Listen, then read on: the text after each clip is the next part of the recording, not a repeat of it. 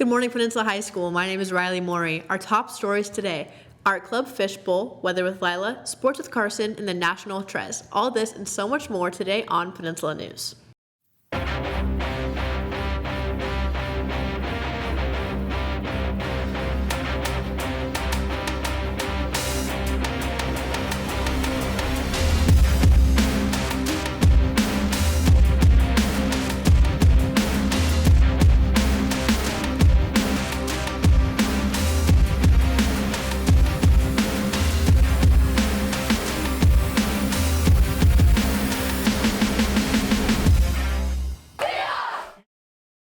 Our first art club meeting will be in room 604 tomorrow, September 11th from 2 to 4 p.m.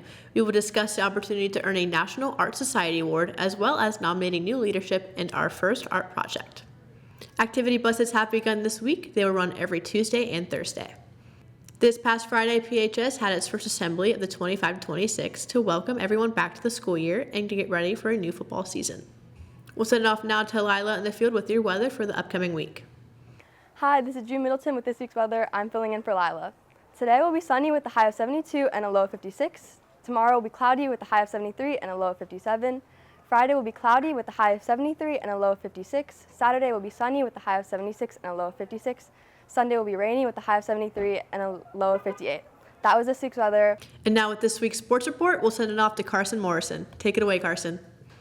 This week in PHS sports, Fishbowl, the most anticipated game of the football season, was this past Saturday at Mount Tahoma High School.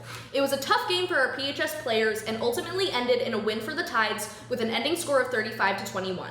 We started off strong with a 15-yard pass from Talon McDonald in the first quarter, but Gig Harbor dominated the second quarter with a 21-7 lead into halftime.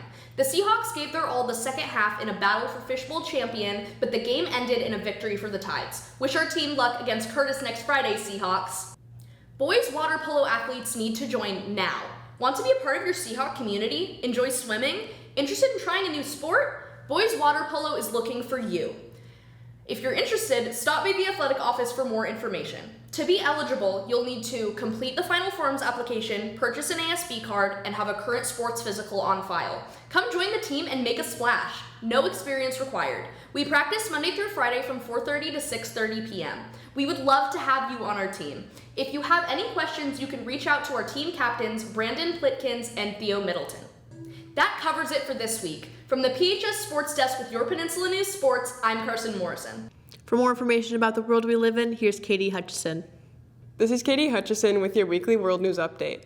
Dr. Beth Stubing makes news in Malawi. In 2023, Nahoma Hospital in Malawi opened its new intensive care unit, significantly increasing regional ICU capacity by 50%. This new ICU, led by MedCent grant recipient Dr. Beth Stubing, treats critical cases such as trauma, pesticide poisoning, and cerebral malaria, thanks to a dedicated team of nurses and residents. Hi, my name is Beth Stubing. I'm a trauma surgeon, which is a subspecialty of general surgery. I'm serving with my family in Malawi at Nkoma Mission Hospital. I'm part of the general surgery faculty there, and we are running a residency program to train African surgeons to become, fully trained surgeons and help serve the wider region.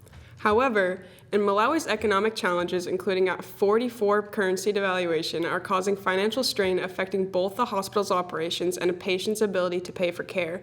Despite these hardships, the hospital continues to provide essential medical services. I'm Katie Hutchison, and that's the news of the world. I'm Trace Clements with The National. On June 6, 2025, protests began in Los Angeles when the Immigrations and Customs Enforcement raided several city locations to arrest people allegedly involved in illegal immigration and other violations. At first, the protests were peaceful and nonviolent, but things turned violent after protesters clashed with the Los Angeles Police Department and ICE. U.S. Defense Secretary Pete Hegseth made the decision to deploy the National Guard and 500 U.S. Marines from the nearby Camp Pendleton. Some had viewed this as an overstep by the Defense Secretary. I'm Trace Clements for The National. Now back to you, Riley. That's our broadcast for this week. My name is Riley Morey. I'm joined by Carson and Katie. Behind the scenes, thanks to our broadcast director, Ronan, Trez, Hallie, June, Angelina, Kit, Brandy, Mr. Mick, student leader, school administration, and a big thanks to you all for watching. We'll see you here next week on Peninsula News, and today we leave you with a few photos from Fishbowl.